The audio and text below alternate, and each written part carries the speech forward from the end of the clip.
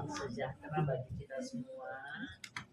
Terima kasih telah hadir malam ini dalam sebagai mitra kami, ya, di mana kami akan menjelaskan permasalahan yang ada yang sangat viral ya saat ini.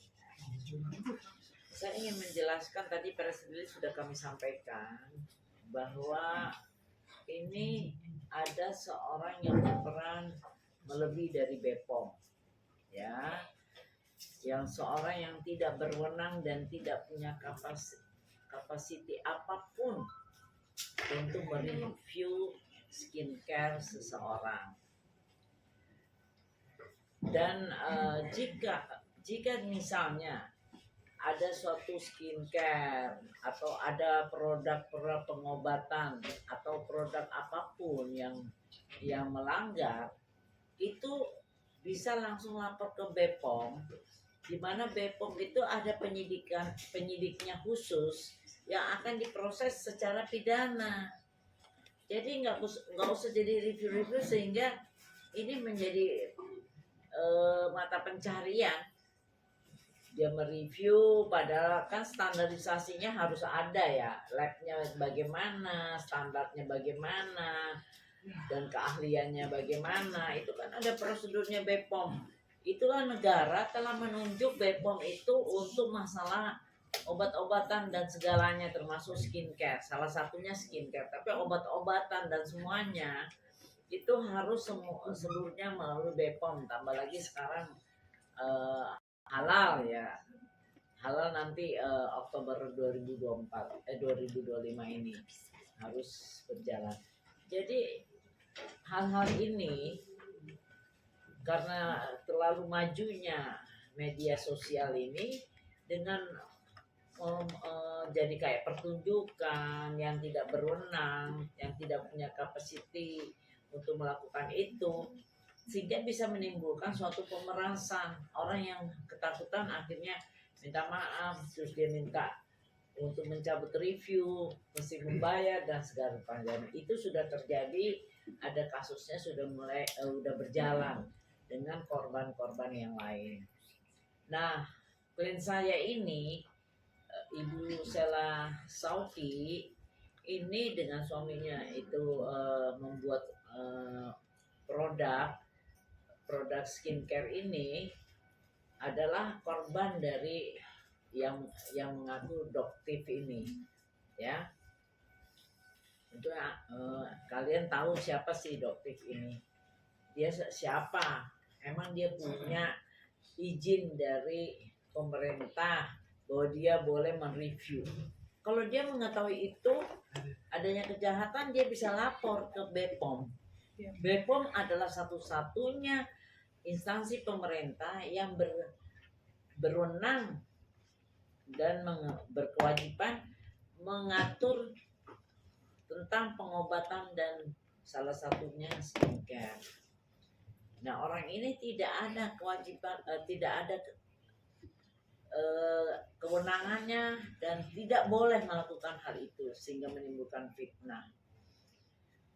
Saya ingin menjelaskan, tentunya standar dari BPOM itu melihat konten-konten dari suatu produk itu dengan prosedur yang benar dan tidak sekali jadi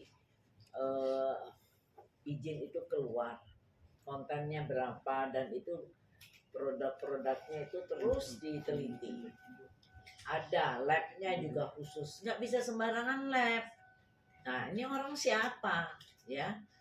Dan dulu baru belajar nih klien saya membuat skincare, tetapi ternyata BPOM menjelaskan waktu dia mengajukan BPOM bilang ini produk tidak sesuai, sehingga akhirnya 2 tahun yang lalu ya, sehingga akhirnya ditarik produk itu, udah ditarik dan dimusnahkan. Udah selesai kan ceritanya, sudah dimusnahkan, ini sudah ada pengumumannya. Nah, kemudian atas bimbingan BPOM, klien saya mulai membuat produk yang sesuai dengan bimbingan pembinaan dari BPOM, sehingga keluarlah produk-produk ini, skincare ini, ya. Ini sudah sesuai dengan BPOM. Nah, di sini ada ininya, ingredientnya, sudah itu ada izin BPOM-nya. Di sini ya izin BPOM-nya. Kemudian ini kan ada BPOM ya, ada ini barcode-nya, dan ini juga face toner-nya juga ada BPOM-nya. Nah, kemudian juga ini semua termasuk make up dan ini skincare-nya ya, untuk krim-krimnya.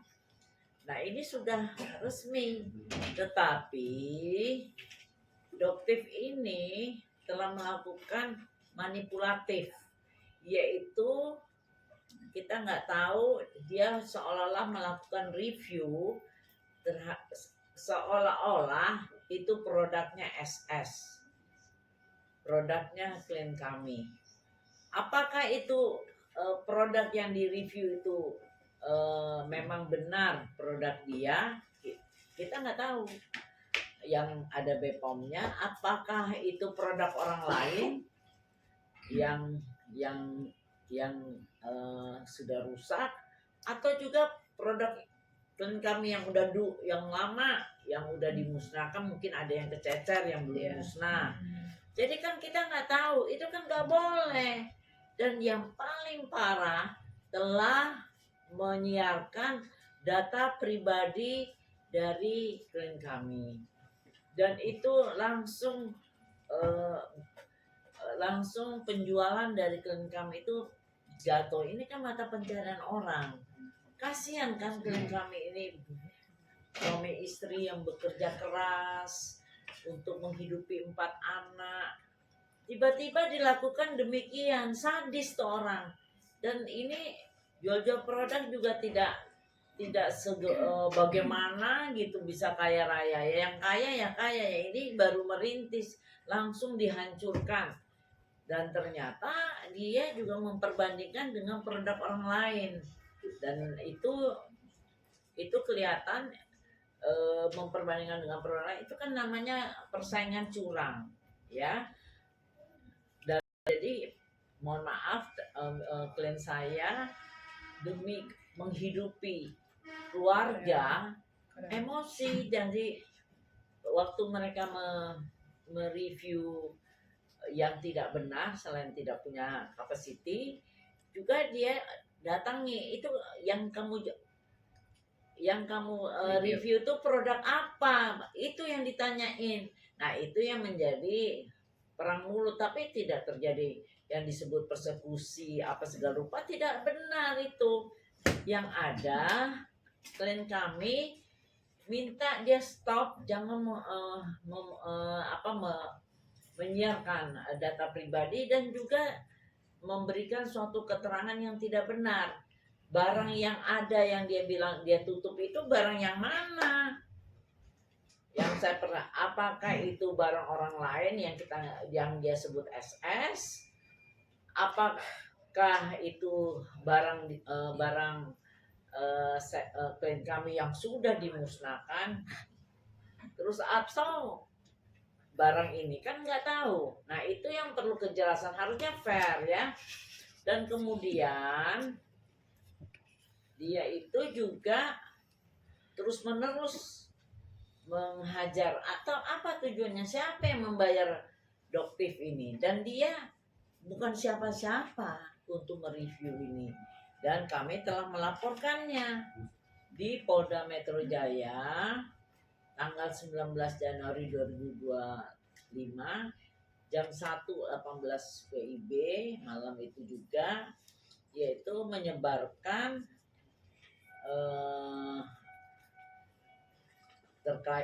menyebarkan kejahatan terkait perlindungan data pribadi Undang-Undang Nomor 27 Tahun 2022 tentang perlindungan data pribadi sebagaimana dimaksud dalam pasal 67 dan atau pasal 48 junto pasal 32 Undang-Undang RI nomor 1 tahun 2024 dengan perubahannya Undang-Undang nomor 11 tahun 2008 tentang ITE yang terjadi di akunnya yang disebut pemilik akun TikTok dokter detektif. Ini nggak lucu ya.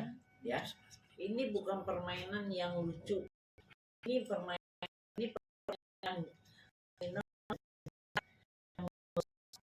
mata dan orang lain. Ini sangat jahat dan mereka ternyata melakukan pemerasan kepada pemilik skincare di mana dia berpegang pada pemilik skincare yang mana kita tidak tahu. Jadi karena itu ini harus ditumpas. Jadi jangan nggak lucu ini mematikan mata pencaharian orang lain. Sehingga kami akan memberantas hal-hal ini dan nanti polisi maupun BPOM pun saya minta untuk menumpas kelakuan si doktif ini.